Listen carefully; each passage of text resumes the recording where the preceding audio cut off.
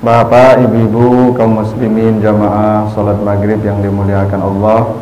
Kembali kita bersyukur pada Allah atas segala karunia-Nya. Salawat dan salam untuk Nabi kita Muhammad sallallahu alaihi wasallam. Bapak ibu yang saya muliakan, kita lanjutkan bahasan kita dalam bab sifat salat Nabi, bagaimana gambaran salat Nabi. Terakhir kita sampai dalam pembahasan terkait dengan iftitah ya. Kita lanjutkan hadis berikutnya, hadis dari Anas bin Malik, hadis riwayat muttafaq alaih atau Bukhari dan Muslim. Anna Nabiyya sallallahu alaihi wasallam wa Abu Bakrin wa Umar kanu yaftatihuna as-salata bilhamdulillahi rabbil alamin. Diceritakan oleh Anas, Nabi, Abu Bakar, Umar, mereka salat, kata Anas, itu langsung membaca alhamdulillahi rabbil alamin tanpa membaca bismillahirrahmanirrahim. Ini hadis sahih ya, hadis Bukhari Muslim dari Anas. Jadi di hadis ini disebutkan Nabi kalau baca Al-Fatihah itu tidak ada baca bismillah. Jadi setelah takbir ihram, Nabi baca doa iftitah, diam, lalu tiba-tiba langsung saja baca alhamdulillahi rabbil alamin, tidak ada bismillah. Nah, inilah yang menjadi dasar sebagian imam tidak membaca bismillah sama sekali, langsung saja dia baca alhamdulillah, karena begitu hadis dari Anas bin Malik. Dan itu ditambah lagi dalam hadis Muslim, la yazkuruna bismillahirrahmanirrahim fi awwali qiraatin wala fi akhiriha. Nabi, Abu Bakar, Umar tidak membaca, tidak menyebutkan bismillahirrahmanirrahim, baik di awal Fatihah maupun di akhir Fatihah. Maksud di awal Fatihah itu ya di awalnya, di akhir Fatihah itu maksudnya mau baca surat. Nah, kan setelah kita baca Fatihah kan baca surat itu. Nah, ketika Nabi baca surat itu juga tidak baca bismillah. Itu maksudnya di awal Fatihah atau di akhir Fatihah itu. Jadi ini dalil ya, menjadi pegangan ya sebagian ahli fikih bahwa membaca Al-Fatihah itu dalam salat tidak dengan bismillah. Walaupun mereka mengakui bismillah itu ayat dari Al-Fatihah, tapi Nabi melakukan begitu. Nabi salat kalau baca Fatihah tidak menyebut bismillah. Tidak baca bismillah, langsung saja alhamdulillahi rabbil alamin. Itu satu praktek ibadah Nabi. Dan di riwayat lain ya dari riwayat Ibnu Khuzaimah juga, kanu yusirruna, mereka membacanya dalam keadaan sir. Jadi sir itu kayak Bapak Ibu kalau dengarlah salat di Makkah di Masjid Haram, itu ada bisi imam tuh bismillahirrahmanirrahim, alhamdulillahi rabbil alamin, begitu tuh. Jadi ya praktek kedua dibaca tapi tidak dijaharkan, disirkan, dibaca. Cuma tidak sekeras alhamdulillah dan ayat-ayat lain. Itu pendapat kedua yang mengatakan bahwa Al-Fatihah itu membaca bismillah tapi tidak dijaharkan, tapi disirkan. Nah, hadis dari Nu'aim Al-Mujmir ya, ini hadis riwayat An-Nasa'i. Salaitu wa ara Abi Hurairah faqara'a bismillahirrahmanirrahim summa qara'a bi ummil Qur'an hatta iza balawa waladdallin qala amin wa yaqulu kullama sajada wa iza qama minal julus Allahu akbar summa yaqulu iza sallama wallazi nafsi biyadi inni la ashbahukum salatan bi Rasulillah. Jadi diceritakan Abu Hurairah itu jadi imam. lalu dia membaca Bismillahirrahmanirrahim, lalu baca Al-Fatihah, seterusnya sampai selesai waladhdallin, lalu dia berkata amin. Maka dia berkata, ya, setiap dia sujud berdiri, maka dia membaca Allahu Akbar, kemudian dia salam, dan dia bersumpah demi Allah, kata Abu Hurairah, inilah salat yang paling mirip dengan salatnya Nabi. Ini kata Abu Hurairah begitu, ya, demi Allah, salat yang barusan saya lakukan ini yang paling mirip dengan salatnya Nabi. Apa artinya itu? Berarti Nabi baca bismillah keras. Makanya Abu Hurairah membaca bismillah itu keras, ya. Bismillahirrahmanirrahim sama, alhamdulillahirabbil alamin sama, sampai waladhdallin amin.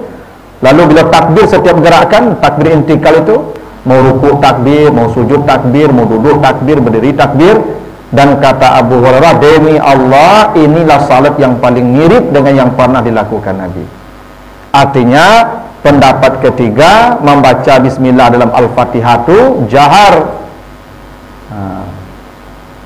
Bahkan di hadis Abu Hurairah juga, hadis dari riwayat Daruqutni, iza qara'tumul Fatihah faqra'u bismillahirrahmanirrahim fa innaha ihda ayatiha.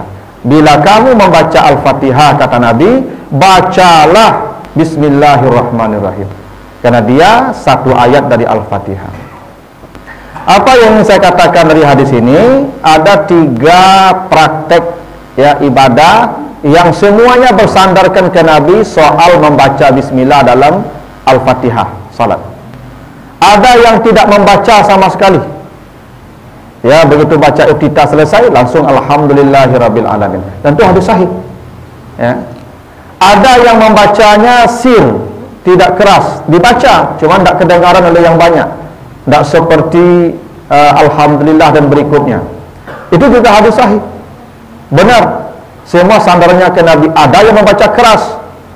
Jadi Bapak Ibu, tidak usah kita ribut soal, ya, keras, ya, jahar, sir, atau tidak baca sama sekali, karena ketiga-tiganya dilakukan Nabi dan punya sandaran ke Nabi, ya. Jadi semuanya benar. Kalau Ustaz Mutakin bila imam tidak baca bismillah beliau tuh, ya, karena tadi hadis Bukhari Muslim tadi itu. Kalau saya baca bismillah keras, karena hadisnya hadis Abu Hurairah begitu. Jadi kalau nanti jadi imam, Pak Muslim keras tak bismillahnya, Pak?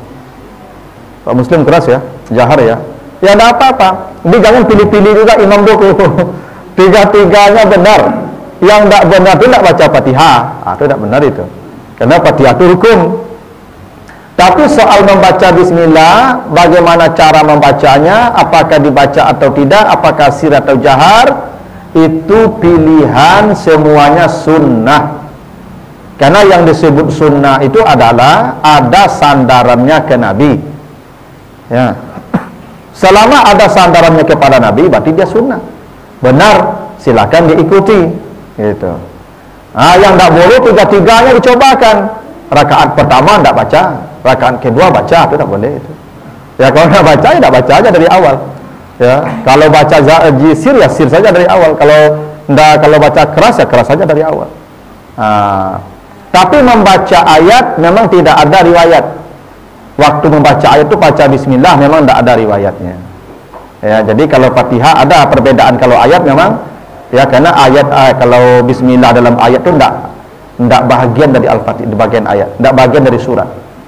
Itu sepakat itu, bahwa bismillah itu hanya bagian dari Al-Fatihah, tapi tidak bagian dari semua surat dalam Al-Quran, kecuali surat An-Naml. Tapi An-Naml itu pun di tengah, ya, tidak di awal. Nah begitu, ya, perkara membaca bismillahirrahmanirrahim di dalam Al-Fatihah.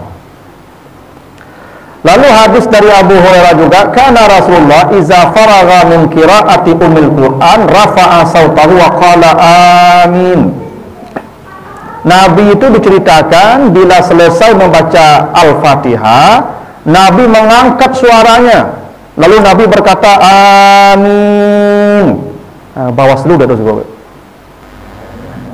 Bawaslu tak boleh mengatakan di masjid, ini bahaya ini, kata. Sekarang diganti kabul begitu. negara aku aneh-aneh Pak. Masa amin tak boleh, kena amin ni mana ceritanya mengganti itu Pak? Waladhalin qabul begitu sampai sudah penyeduk begitu ya enggak lah. Ya amin ya biasa aja amin, bahwa ada kebetulan saja, itu enggak ada hubungan dengan apa-apa itu. Jangan semuanya alergi ibu ya, kini kadang aneh-aneh nih apa ibu ya. Nah kini berdoa enggak boleh amin lah ya. Jadi Rabbana atina fid dunya hasanah wa fil akhirati hasanah wa qina azabannar, qabul gitu tuh. Alah, itulah negara kau itu ya. Nah, sampai segitunya gitu ya. Ya enggak sampai segitunya pula itu, kalau memang ya bagaimana mengubahnya, karena memang begitu ya. Tapi ya saya enggak apa itu ya, enggak bisa membayangkan ya kalau misalnya pengikut yang lain, paslon yang lain lagi itu ketika baca Al-Fatihah itu apa yang dibacanya habis sholat dalil itu. Sholat dalil itu gantuk ya, gantuk ada doa apa gantuk selai gitu ya. Ya enggak begitu, dalam salat, dalam ibadah ya memang ya kebetulan saja itu, tidak ada hubungannya dengan kampanye itu. Ya ini selalu dikait-kaitkan dengan kampanye. Memang begitu. Jadi apabila Nabi selesai membaca Al-Fatihah, Nabi mengangkat suaranya lalu mengatakan amin. Jadi imam baca amin. Ya jangan imam tidak baca juga. Ya jadi imam pun mengangkat suaranya, makanya apa itu? Sebenarnya yang paling baik itu tunggu aminnya imam baru sama jamaah. Jangan imamnya belum amin, jamaahnya sudah amin juga. Harusnya imam dulu waladhalin, imamnya semua juga amin gitu. Dan amin itu bacanya panjang a dan mi-nya. Amin. Tuh. Sebab kalau tidak panjang dua-duanya masalah nanti beda tuh itu. Kalau amin itu artinya percaya itu. Kalau amin itu artinya jujur itu. Yang terimalah itu bacaannya amin panjang ya, a-nya panjang, mi juga panjang itu ya. Ada yang tasnya ya amin gitu ya, itu amankan artinya tuh. Tolong amankan itu ya, amin gitu ya.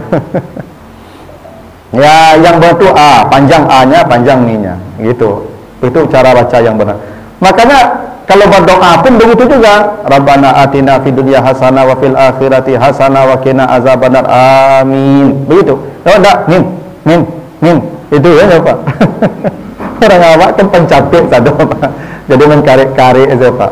Namo karek-karek lu awak kan aneh-aneh Pak. Sebenarnya namo kan tak boleh karek loh Pak. Nama itu doa. Jadi doa itu enggak boleh dipotong-potong. Dia kehilangan esensinya nanti itu. Jadi kalau namanya Abdurrahman, ya Abdurrahman dipanggil, tidak boleh dipanggil yang lain. Awak namanya Abdurrahman, panggilan si Man kan? Man. Jauh tuh, hilang maknanya tuh. Kalau Abdul Latif, panggilannya ya Abdul Latif. Itu supaya kalau dipanggil Latif, itu Allah tuh. Jadi kalau Abdul Latif namanya panggilannya Abdul Latif, jangan Latif, Allah itu artinya tuh. Awak apa pendek itu Latif. Ada orang namanya Peru di kampung misalnya namanya Muslim, dipanggilnya tak Muslim loh, Imui. Jauh beda Pak. Imui panggilannya Pak. Harus kan kalau Muslim namanya Muslim, tak Imui loh. Ada Bustanuddin kan cak nama Pak, Bustanuddin, taman-taman agama, panggilannya Ibu Pak. Beda tuh. Jadi nama itu tak boleh dipotong-potong. Apa yang diberikan nama itu doa itu panggil dengan nama itu utuh gitu. Orang Arab tidak pandai ngarik-ngarik nama loh. Sama juga gitu aja. Sampai amin pun dipotong ya. Min gitu ya. Padahal amin begitu. Nah itu Bapak ya. Ini hadis dari Abdullah bin Abi Aufa. Ja'a rajulun ila Nabi sallallahu alaihi wasallam faqala inni la astati'u an akhuza minal Qur'ani syai'an fa'allimni ma yujzi'uni minhu faqala qul subhanallah walhamdulillah wa la ilaha illallah wallahu akbar wala haula wala quwata illa billahil aliyyil azim. Ini hadis riwayat Abu Dawud dan An-Nasai. Jadi ada orang baru masuk Islam, dia belum tahu apa yang mau dibaca dalam salat, dan Al-Quran tidak ada yang hafal. Kan zaman dulu Al-Quran tidak seperti sekarang. Kalau sekarang kan sudah ada tuh di kitab-kitab, tinggal baca aja di mushaf. Dulu kan Al-Quran di dada Nabi saja. Sahabat kalau ingin tahu Al-Quran ya ketemu Nabi, tolong ajarkan, tolong bacakan. Itu makanya tugas Nabi salah satunya yatslu alaikum ayatina. Ya, tugas Nabi itu membacakan ayat-ayat Allah. Itu tugas Nabi. Ya, memang Nabi itu datang sahabat, ya Rasulullah, bacakan kami Al-Quran. Dibacakan Nabi, karena Al-Quran di hati Nabi. Tidak ada dalam catatan seperti sekarang. Ini orang tidak tahu apa yang mau dibaca, karena tidak ada yang hafal Quran. Dia mau salat, kata dia, ya Rasulullah, saya mau salat, tapi saya tidak ada Al-Quran yang hafal satupun. Maka katanya, tolong ajarkan saya pengganti Quran. Andai saya tidak hafal Quran, apa yang bisa menggantikan Quran yang nilainya sama? Kata Nabi, dalam salat itu kau bacalah subhanallah walhamdulillah wala ilaha illallah wallahu akbar wala haula wala quwata illa billahil aliyyil azim. Lah ruku. Nah, ini pengganti Al-Quran. Kalau ada orang belum, tidak ada satupun ayat yang bisa dia hafal. Karena salat itu sepanjang masih bisa Al-Quran, Quran walaupun bukan Fatihah. Karena kalau kata Allah begitu, faqra'u ma tayassara minal Quran. Bacalah yang mudah-mudah dari Al-Quran. Jadi kalau ada orang mau salat tidak hafal Fatihah, apa yang dia hafal? Alif lam mim saja baca. Atau baca qul huwallah saja baca, tidak apa-apa, boleh. Nah, kalau memang tidak hafal Fatihah. Nah, kalau tidak ada satupun yang dia hafal, karena orang Arab itu kan ini bahasa mereka, maka pengganti Al-Quran itu subhanallah walhamdulillah wala ilaha illallah wallahu akbar wala haula wala quwata illa billahil aliyyil azim. Mana tahu ada nanti kasus begitu, ada orang yang tidak tahu Al-Quran satupun, yang tidak bisa menghafal, tidak bisa membaca, maka ini cukup. Jadi kalau dia takbir Allahu Akbar, lalu dibaca ini subhanallah walhamdulillah wala ilaha illallah wallahu akbar la haula wala quwata illa billahil aliyyil azim. Dia ruku diam saja. Ya, tidak begitu juga, sujud begitu juga. Nanti di tahiyat baca lagi yang ini, udah salam selesai. Ini kalau kasusnya seperti, tapi kalau zaman sekarang kayak kita ini tidak mungkin lah, tidak ada yang hafal Quran, Ibu. Anak-anak TK saja hafal Quran, apalagi kita yang sudah tua ini. Minimal Al-Fatihah ma qul huwallah apalah. Ya, makanya kadang-kadang kan gitu tuh, kalau sembahyang surang kan qul huwallah, inna atena, tabat yada, iza ja'a ya. Nah, memang tuh hafal itu, dan itu biasa kita baca dalam salat itu. Nah, enggak apa-apa. Lalu hadis dari Abi Qatadah, kana Rasulullah sallallahu alaihi wasallam yusalli bina fayaqra'u fil zuhri wal asri fi rak'atain awwalain bi Fatihatil kitab wa suratan wa yusmi'unal aya ahyanan wa yutawwilu rak'atal ula wa yaqra'u fil ukhrayain bi Fatihatil kitab. Ini hadis sahih Bukhari Muslim muttafaq alaih.